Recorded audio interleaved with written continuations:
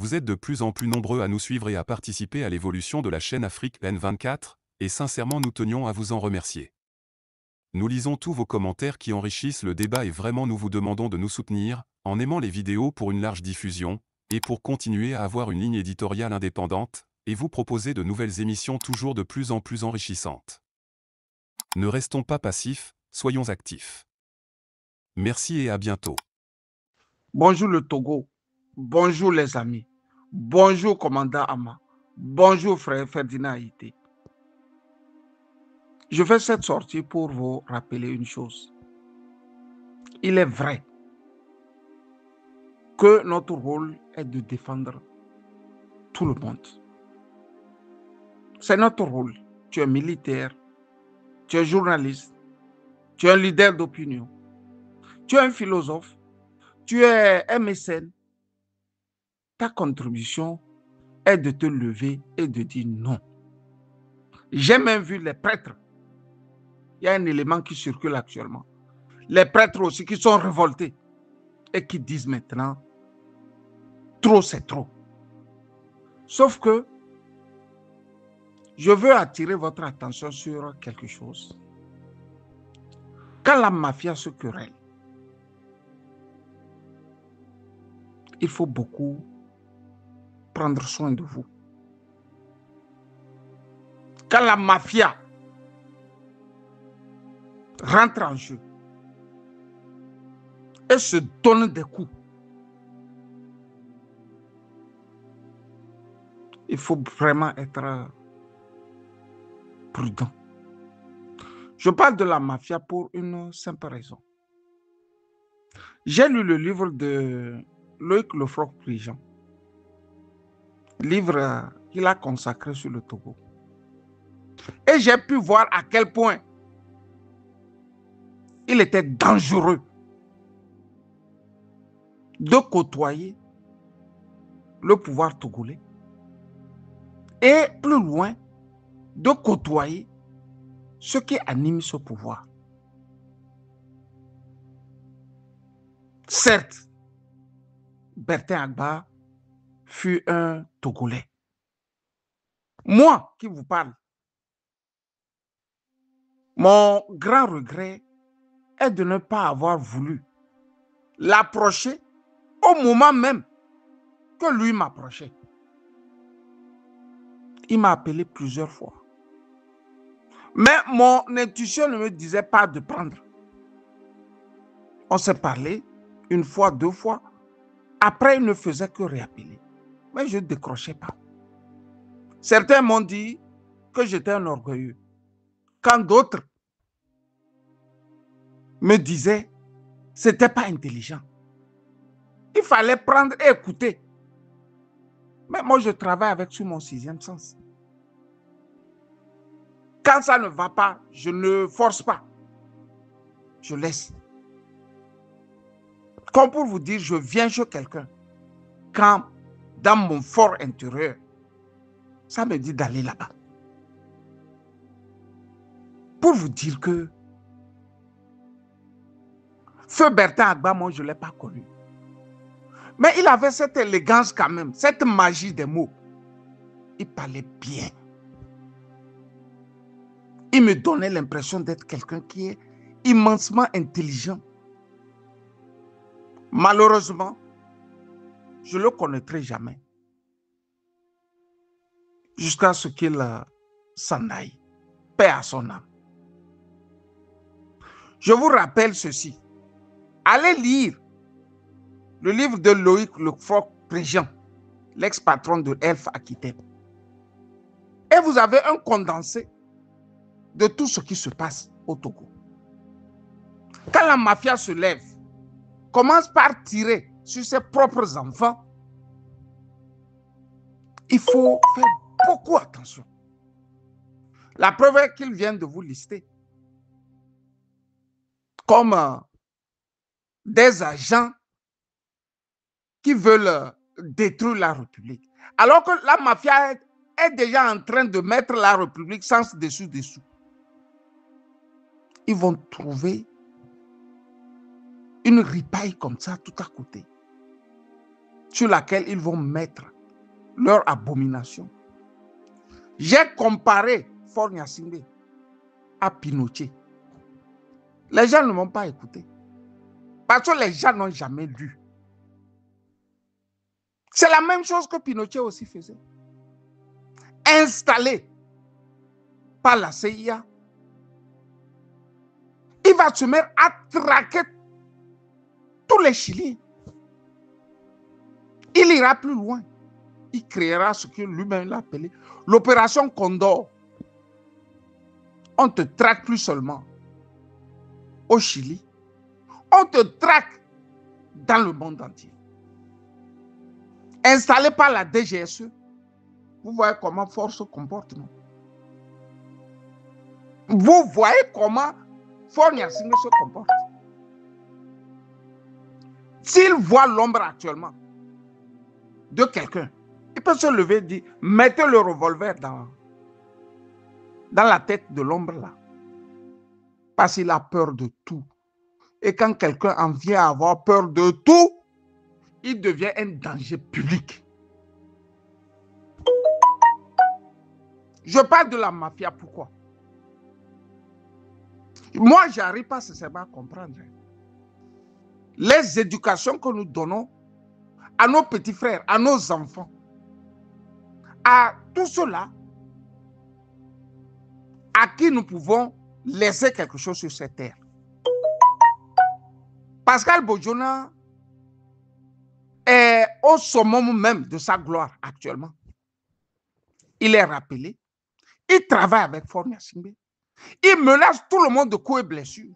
Il veut nous faire comprendre que le régime parlementaire, il n'y a pas meilleur que ça au monde. Il est par monts et vaux. Oh, pour ça, ils deviennent des athlètes. Ils sont plus lourds, hein? Ils n'ont plus de gros ventre. Ils sillonnent les villes, les hameaux, les villages, pour faire la démonstration que le Togo, là, c'est le régime parlementaire qu'il le faut. Et pourtant, tout à côté là, son frère de même village a été traqué. Il a fait la prison. À cause de lui, hein. Ça dit, il a fait la prison. Feu Bertin Agba a fait la prison à cause de Pascal.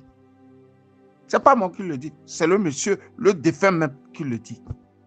Il y a des éléments, c'est matériel. Il a fait la prison à cause de Pascal. On a traqué le pauvre, sorti de prison. Il a dû prendre le chemin de l'exil. Il va mourir en exil.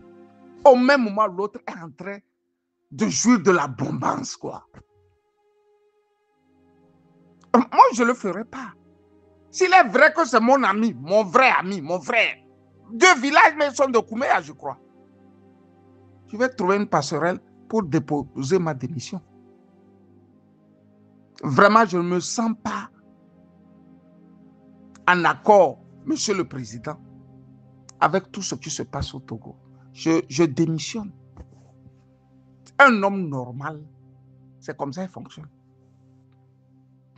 À cause de l'argent, là, vous voyez Pascal, idem pour Calix Madjoulouba. Quand tu vas dire, ils te disent que non, j'ai peur. Non, ils n'ont pas peur, c'est des hypocrites, c'est des faux. Quand on est faux là, c'est comme ça on est. Quand tu veux être clair, il faut être clair. Je me rappelle, j'étais assis dans le 7e arrondissement à Paris avec un ministre. Et on discutait de Pacha Gnassingbé et du commandant François Boko. J'ai dit, mais vous n'allez pas laisser des gens comme ça mourir dans vos mains. Faites en sorte de libérer le pauvre Pacha. Vous n'allez pas, c'est pas bien. Il ne faut pas humilier les gens. C'était ma phrase. Secondement, nous avions parlé du commandant François. Au ministre de me dire, écoutez, Faure a demandé à François deux choses. Faure a demandé à François beaucoup de choses. La première, s'il veut rentrer, il vient rentrer et travailler avec eux. La seconde, il peut rentrer et créer son propre parti politique. Et fermer le banc. Mais le malin François ne va ni prendre le premier, encore moins le second. Sinon, à l'heure où je vous parle, il serait déjà dans les 4 planches. Voilà la mafia. Il serait déjà dans les 4 planches. Il serait dans les 4 planches. Je n'arrive pas à comprendre comment au XXIe siècle, des gens sont toujours en train de fonctionner comme ce que nous avons vu avec les Yadema, avec les Kérékou et autres. C'est pour ça que Kofi Annan nous a dit qu'il pardonne encore à Feu Gnassingbé Yadema. Parce qu'on peut lui donner le crédit que bon, le gars n'a pas été à l'école. Il gérait le pays comme un chef de village. Mais quand tu regardes dans le fond, sa gestion était encore plus sérieuse que la gestion de son fils. Son fils n'est ni paysan, encore moins intellectuel. C'est grave. Lui, c'est très grave. C'est très grave. Il y a des gens qui peuvent dire, bon, j'ai été militaire. Le métier des armes, je vais le faire. Lui-même se vante d'avoir coupé les pieds des Algériens en Algérie. Il se vante. Il y a des gens qui se vantent comme ça. Je vais montrer comment je faisais. Je coupais les pieds en Algérie. Il n'est pas conscient qu'il tuait les Africains en Algérie. Il n'était pas conscient. Mais Faure Gnassingbé là, c'est une calamité. C'est une calamité, je vous le dis. C'est une calamité, c'est un mafieux. Et le jour, nous allons nous lever, nous tous. Vous allez voir comment lui va devenir petit et faible. Mais tant qu'on va être là, un commandant est là, ce n'est pas les mots. Il veut résoudre le drame togolais. Quand un journaliste est là, ce n'est pas le mot ou les mots, il veut résoudre le drame togolais. Quand un prêtre est là, ce n'est pas les mots, il veut résoudre le drame togolais. Quand un instituteur est là, ce n'est pas les mots, il veut résoudre le drame togolais. Quand un procureur est là, ce n'est pas les mots, il veut résoudre le drame togolais. Quand un juge est là, ce n'est pas les mots, il veut résoudre le drame. Ils vont nous taper dessus comme ça. Il va tuer un à un, un à un. Parce qu'il a les moyens illimités. Parce que dans l'armée aussi, on peut dire non. On peut dire non. Allez suivre bien le procès de Gilbert Diendéré et de ses co-accusés. Un militaire vient, on lui pose la question. Mais pourquoi tu allais séquestrer le Premier ministre? Il dit c'est Gilbert Diendéré, le général Gilbert Diendéré, qui lui a donné l'ordre d'aller faire. Et à l'avocat de la partie de la défense de lui poser cette question. Si le même Gilbert Diendéré te disait d'aller séquestrer ta maman, allais-tu le faire?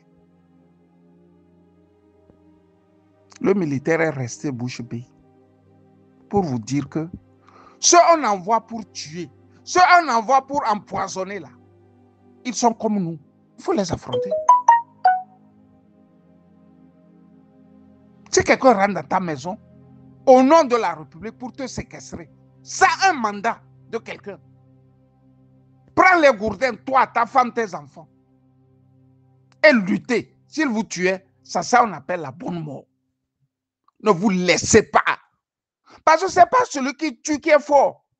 C'est celui qui affronte le tueur qui est fort. Ne vous laissez plus. Ne vous laissez plus. Ne vous laissez plus. Comme c'est le procureur même qui décide de lancer un mandat contre la sécurité ou bien pour la sécurité de l'État.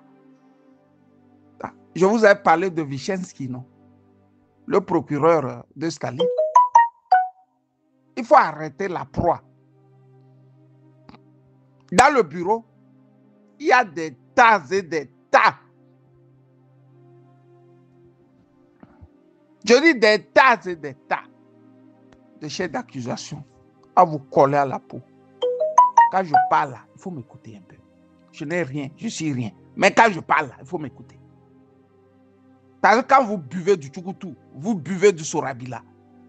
Moi, je suis en train de lire. Et mon rôle, c'est de vous dire ce qui se passe. Écoutez-moi un peu. Quand j'ai dit ça, j'ai voulu dire à Ferdinand, au colonel, au commandant Ama, que c'est quand c'est dur que les durs avancent. Quand c'est dur là, c'est en ce moment les durs avancent. Vous n'allez pas vous laisser froisser par un vieux document, soit dit en passant que c'est quoi pour la sécurité de l'État. C'est maintenant, il faut encore traquer. Il faut le traquer, il faut traquer Faure Gnassingbé. Il faut vous lever encore, soyez plus fort qu'avant. Parce que c'est de deux choses l'une. Soit nous on arrive à l'arracher du pouvoir, le chasser de là, ou lui va nous chasser, et quand nous chasse, ça va pas s'arrêter à nous. Il met le grappin sur les autres aussi. Qui vivra verra. Bonne journée de mercredi à toutes et à tous. Camille Salut. Likez la vidéo si ce n'est pas déjà fait. Laissez aussi votre point de vue en commentaire. Abonnez-vous et cliquez aussi sur la petite cloche de notification pour ne rien rater de nos prochaines vidéos. N'oubliez pas de partager aussi la vidéo et de la liker.